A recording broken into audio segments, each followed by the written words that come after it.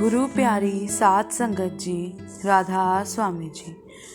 गुरु प्यारी सात संगत जी, अगर आप सत्संगी होकर भी सत्संग सुनने किसी कारण से नहीं जा पाते तो इस वीडियो में बताया गया संदेश आपके लिए है। आज की ये साखी एक गैर सत्संगी बीबी की साखी है। ये बीबी एक बहुत ही अमीर परिवार से थी। घर में किसी चीज़ की कोई कमी नहीं थी। इसके पति का बहुत बड़ा व्यापार था और इस बीबी के 2 बच्चे थे। घर में एक बड़ा सा मंदिर बनवाया गया था जहाँ रोज ये बीबी पूजा किया करती थी। सात संगत जी, जब हम घर में मंदिर या कोई भी धार्मिक कार्यक्रम करते हैं तो वो इसलिए करते हैं कि घर में सुख और शांति बनी रहे। इस बीबी के घर में पैसे की तो कोई कमी नहीं थी, लेकिन शांति भी नहीं थी। हर समय घर में अपने पति के साथ इसके लड़ाई झगड़े चला करते थे और इसके जो बच्चे थे वो भी ज़्यादा पैसे होने की वजह से और बच्चों पर ध्यान ना देने की वजह से बहुत बिगड़ चुके थे। सात संगत जी, ऐसे माहौल में पैसा भी अच्छा नहीं लगता। जब घर में हर समय लड़ाई झगड़े होते हो, ना तो ये बीबी अपने पति की कोई बात सुनती थी और ना इसका पति इसकी कोई बात मानने को तैयार था। बस ये लोग जबरदस्ती का आपस में रह रहे थे। इनका एक फैमिली पंडित हुआ करता था। बीबी अक्सर पंडित से घर में शांति होने के उपाय पूछा करती थी और पंडित भी अलग अलग तरह के उपाय बताकर इनसे मोटी रकम वसूला करता था। कभी पंडित घर में हवन करने को कहता था तो कभी 108 गाय को चारा खिलाने के नाम पर पैसे वसूला करता था। ये बीबी पंडित के बहकावे में आकर सब किया करती थी, लेकिन इसके घर का माहौल जैसा था वैसा ही रहा। इस बीबी की एक बहुत खास सहेली हुआ करती थी जो कि इन्हीं के घर से कुछ दूरी पर रहा करती थी। वो इसके जितनी अमीर तो नहीं थी, लेकिन उसके घर में सुख और शांति का माहौल था।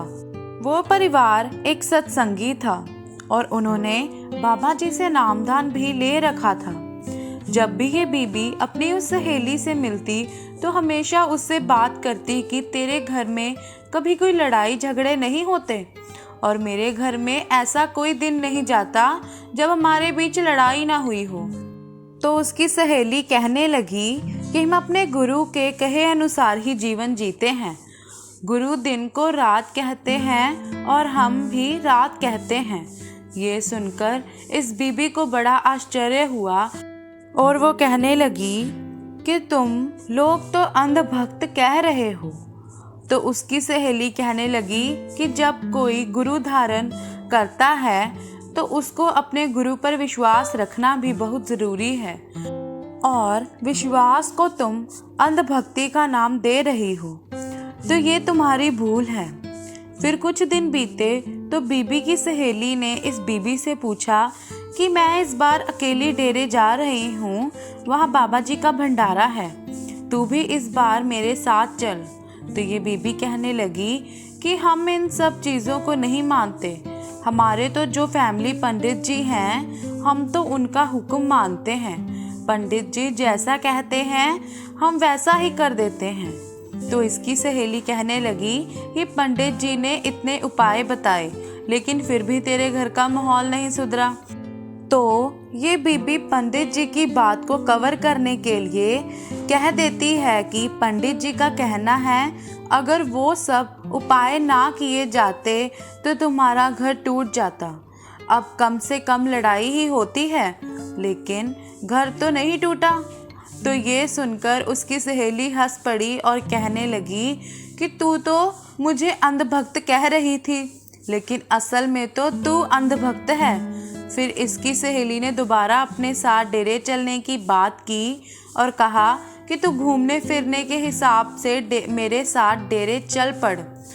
तू वहाँ चुपचाप बैठ जाना, ज़रूरी नहीं कि तू सत्संग सुने, तो अपनी सहेली के बार बार कहने पर ये बीबी डेरे जाने के लिए मान गई।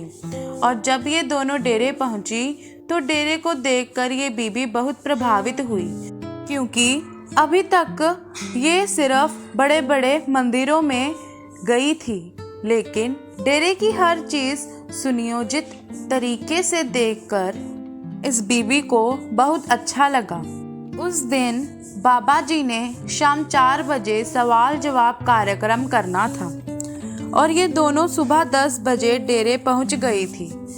तो इसकी सहेली कहने लगी कि तू शाम तक आराम करना, चाहे तो कर ले, तब तक मैं डेरे में सेवा कर लेती हूँ। तो ये बीबी पूछने लगी, लेकिन तुझे यहाँ काम करके क्या मिल जाएगा? ये तेरा घर थोड़ी ना है। तो उसकी सहेली मुस्कुरा पड़ी और कहने लगी कि ये मेरा मायका है। ये सुनकर बीबी बड़ी ही हैरान हुई और दूर बैठी अपनी सहेली को सेवा करते हुए देखती रही। फिर शाम को 4 बजे बाबा जी के सवाल जवाब शुरू हो गए और सवाल जवाब के दौरान संगत में से किसी ने बाबा जी से ठीक वही सवाल पूछ लिया जैसा इस बीबी के घर का माहौल था। तो जब इसने पंडाल में बैठे बैठे ये सवाल सुना कि घर में अशांति का माहौल है और पति से रोज़ लड़ाई होती है, तो सवाल सुनते ही ये बीबी थोड़ी एक्टिव हो गई, क्योंकि ये सवाल उसकी ज़िंदगी से भी जुड़ा हुआ था और ये इस सवाल का जवाब जानना चाहती थी। इसको पहले लग रहा था कि बाबा जी पंडित की तरह कोई ना कोई उपाय करने को कहेंगे, लेकिन बाबा जी ने इस सवाल के जवाब में उस सवाल पूछने वाली बीबी को समझाया कि किसी भी घर में लड़ाई होने का सबसे बड़ा कारण होता है ईगो। जब हम झुकना नहीं चाहते तो लड़ाई होती है। हमें लगता है अगर हम अपने जीवन साथी के सामने झुक जाएंगे तो हमारी बेइज्जती हो जाएगी और हमारी ईगो को ठेस पहुंचेगी, लेकिन हमें झुकना सीखना है। जब हम 2-3 बार अपने जीवन साथी की बात मानने लगेंगे तो अगली बार हमारा जीवन साथी भी हमारी बात मानेगा और इसके बाद लड़ाई झगड़े नहीं होंगे। इसलिए चाहे पति हो या पत्नी, दोनों को झुकना सीखना चाहिए और कभी कोई मनमुटाव हो जाए तो आपस में बैठकर सुलझाना चाहिए। ऐसा नहीं करना चाहिए कि बात करनी ही बंद कर दो। बाबा जी का ये जवाब इस बीबी के मन में उतर गया और ये सोचने लगी कि बाबा जी ने कितने सरल तरीके से समझाया। फिर अगले दिन सत्संग में भी बाबा जी ने मन को झुकाने और सबसे विनम्रता से बात करने के बारे में समझाया और खुद को क्रोध से दूर रखने की बात कही, जिसे सुनकर इस बीबी को बहुत अच्छा लगा।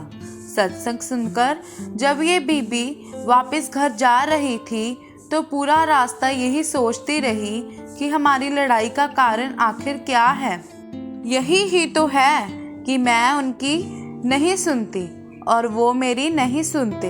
अगर मैं उनकी बात सुनकर रिएक्ट करना बंद कर दूंगी तो अगली बार वो खुद समझ जाएंगे और वो भी मेरी बात सुनेंगे। फिर इस बीबी को अपना पंडित याद आने लगा और सोचने लगी कि ये छोटी सी बात तो वो पंडित भी मुझे समझा सकता था, लेकिन उसने दुनिया जहां के उपाय मुझसे करवाए। तो जब ये बीबी घर पहुंची और उसी दिन से इसका पति जो भी कहता ये तभी वो बात मान जाती, और ये बदलाव जब इसके पति ने 2-3 बार नोटिस किया तो वो भी हैरान था और अब अपनी पत्नी के विनम्र स्वभाव को देखकर इसका पति भी विनम्र रहने लगा और शांति से घर में बात करने लगा और इसके घर का माहौल अब बिल्कुल ठीक होने लगा, बिल्कुल बदलने लगा था। पहले हर बात पर एक दूसरे को गाली तक देने वाले ये पति पत्नी अब बड़े ही विनम्रता से एक साथ रहने लगे और अपने बच्चों को भी प्यार देने लगे। साथ संगत जी, ये कहावत बिल्कुल सत्य है कि ताली कभी एक हाथ से नहीं बज सकती। अगर 2 लोगों में से एक रिएक्ट करना बंद कर दे तो दूसरा भी अपने आप समझ जाएगा और झगड़े होंगे ही नहीं। साध संगत जी, एक पूर्ण गुरु ही ऐसी बातें अपनी संगत को समझा सकते हैं, क्योंकि ये बात जब हमें कोई और समझाएगा तो शायद ऐसी बातों का उतना प्रभाव हमारे मन पर नहीं पड़ेगा जितना प्रभाव सतगुरु के समझाने से पड़ेगा। इस बीबी पर बाबा जी का ऐसा प्रभाव पड़ने लगा कि आगे चलकर ये बीबी भी सत्संगी बन गई और इसके घर में सुबह शाम बाबा जी के शब्द चलने लगे। वही घर जो कुछ समय पहले इसको नरक जैसा लगता था, वो बाबा जी के एक ही सत्संग से ही स्वर्ग बन गया। तो ये बीबी सोचने लगी कि जब सिर्फ सत्संग की एक लाइन से मेरी ज़िंदगी बदल गई, तो अगर मैं हमेशा सत्संग घर जाना शुरू कर दूं तो क्या होगा। साध संगत जी, आपसे विनती है कि अगर आपने हमारा चैनल सब्सक्राइब नहीं किया तो चैनल को सब्सक्राइब ज़रूर कर लें और नोटिफिकेशन बेल को भी प्रेस कर लें, ताकि हमारी साखी की सबसे पहले नोटिफिकेशन आप तक पहुंचे। प्यारी साध संगत जी, साखी में राधा स्वामी ज़रूर लिखिएगा और साखी अच्छी लगी हो तो साखी को लाइक और भी सत्संगी भाई बहनों के साथ शेयर ज़रूर कीजिएगा। राधा स्वामी जी।